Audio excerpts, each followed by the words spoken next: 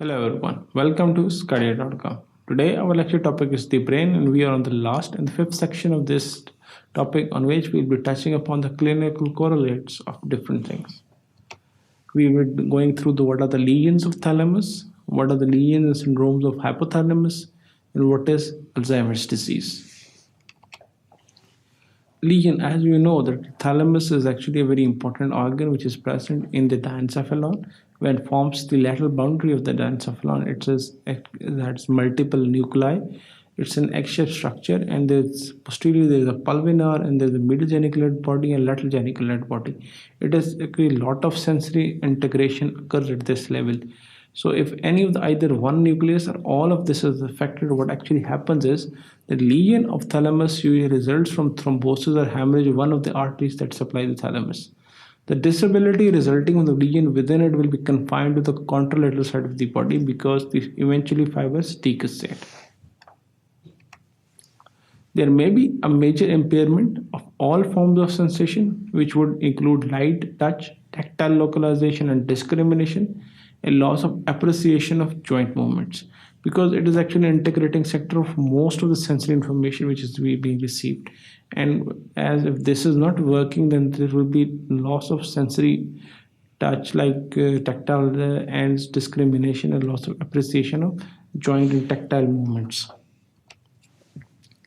If hypothalamus is injured, hypothalamus is actually a structure which is present in the inferior part of the diencephalon and it forms the inferior surface of the diencephalon.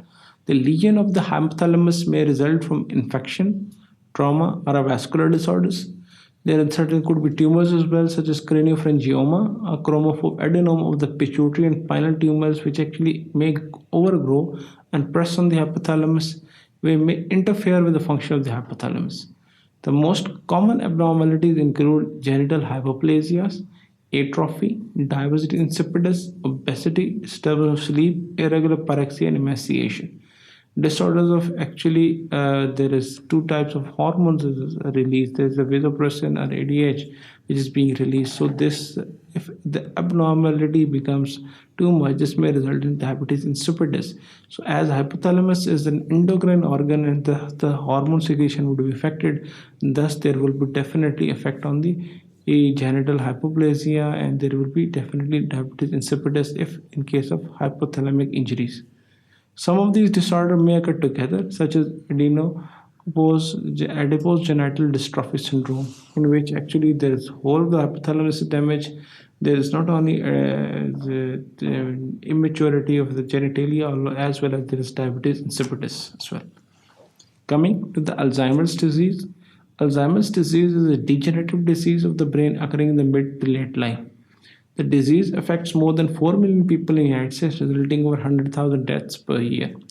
Several abnormal genes have been found, which is a polyfactorial, and each of which leads to similar clinical pathological syndrome, with only variations in age of onset and rate of progression to suggest that there are differences in pathogenetic mechanisms. So what are the signs and symptoms of Alzheimer's disease? Early memory loss, disintegration of personality, complete disorientation, deterioration, and restlessness are common sign. In the late stages, the patients may become mute, incontinent, they may become bedridden, and once they become bedridden, there may be plethora of infections, they may be UTIs, they may be chest infection, they may die of other diseases, especially infections. Now, coming to the pathophysiology of Alzheimer's disease, there are so-called senile plaques are found in the atrophic cortex. These plaques result from accumulation of several proteins around and deposits of beta amyloid proteins mainly. In the center of each plaque, there is an extracellular collection of degenerative nervous tissue. Surrounding the core is the rim of large abnormal neuronal processes, probably presynaptic terminals filled with excess of intracellular neural fibril tangles. And actually, these tangles, they are called tangles because they are neurofibrillary proteins which accumulate, which is called as beta amyloid proteins are which form the tangle in the neurons, resulting in abnormal function of the neurons. Now, this is a diagram. On the left side, you can appreciate a normal neurons and cortices, which can be appreciated in a normal neuron. But then these plaques would start to appear, these beta amyloid plaques, because of the and proper protein formation cannot occur. As a result, these becomes eventually neurofibrillary tangles and then impair the function of these neurons, which can be very well appreciated. How to diagnose and treat? Alteration in the level of amyloid peptides or tau in the serum or cerebrospinal may be helpful. Actually, no, when the CSF analysis is done, they look for these beta amyloid protein levels. Maybe some of CT and MRI, but not much, because this can only demonstrate the damage which has been done, or how much damage has already been done to the brain, or how much atrophy actually has occurred. Then there could be use of cholinesterase inhibitors in the treatment of Alzheimer's disease have been found to be helpful.